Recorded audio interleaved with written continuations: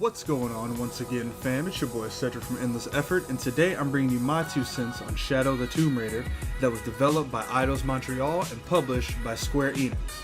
Now, Shadow the Tomb Raider takes place a couple months from the prior game, in which Lara Croft is going up against Trinity. They're the bad guys, that's all you really need to know. And what she's trying to do is she's trying to stop them from remaking the world and how they see fit.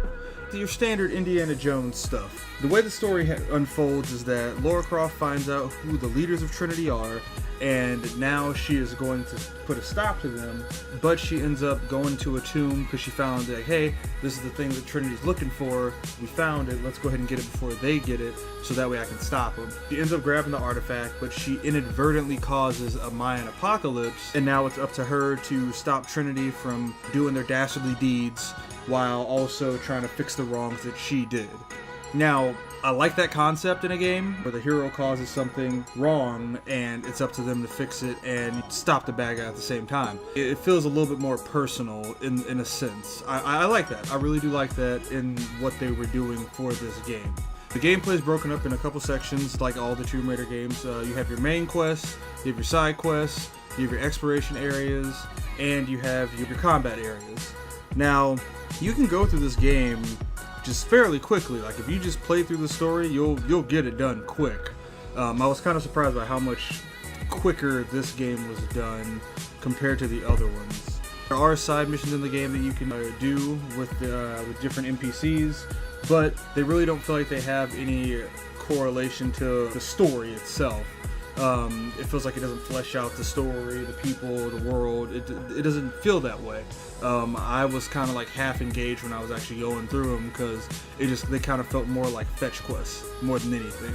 In the exploration part of the game, you can still look for tombs to get special abilities from those tombs. You can explore, find artifacts that kind of gives you more insight as to what people are doing there at certain times.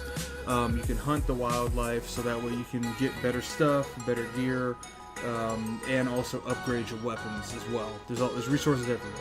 It's the same as the first 2 games in that sense.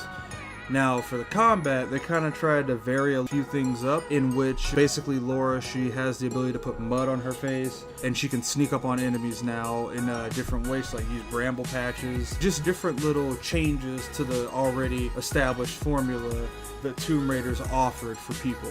That's kind of cool, actually. I kind of like it. I like the fact that you can put mud on your face so that enemies can barely see you, that you can like stealth kill them. They're pretty kind of brutal, actually, like all the other Tomb Raider games. But one thing I don't like about the combat is that it relies heavily on that stealth aspect. So if you're doing stealth, you got to commit to that stealth, because if you get caught and they ready to clap you, you about to get clapped up. It's horrible. I dislike it. If I want to fight an enemy hand to hand, I feel like I should be able to do so. But they're like, nope, sorry, you getting rocked. And I'm like, alright, whatever, I guess I gotta restart the mission again, figure out a different way to do this. And that happens like almost constantly, all the time.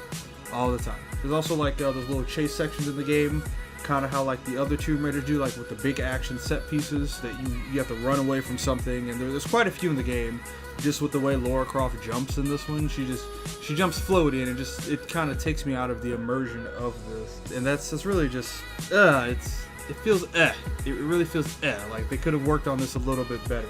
Overall, I will say that for this Tomb Raider game, you might want to actually wait for it to go on sale or just pick it up as a rental. Since I've already played the first 2 Tomb Raider games, of course I had to buy this one just so I can finish the story and see what was up about it. But this definitely feels like a wait for a sale type of game, because like I said from earlier on, story, it's kind of incoherent.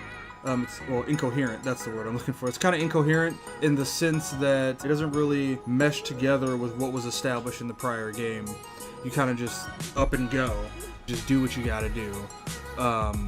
But nothing feels like it's high stakes. It really doesn't. Like, I know it's supposed to feel high stakes, but in my mind, it didn't feel like it was high enough stakes for me to actually go and say, hey, this is a crazy thing. It had a lot of twists and turns. I didn't feel that way when I played it. The combat, it's the same as ever, but it just feels different.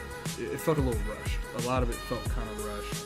But like I said earlier, just go ahead and just rent it or wait for a sale. As always, thank you guys for watching this video. Please sure to post your comments down below and also drop a like if you guys did like the content I just created today. Once again, this is Cedric from Endless Effort. Thank you guys for watching my 2 cents. Peace out.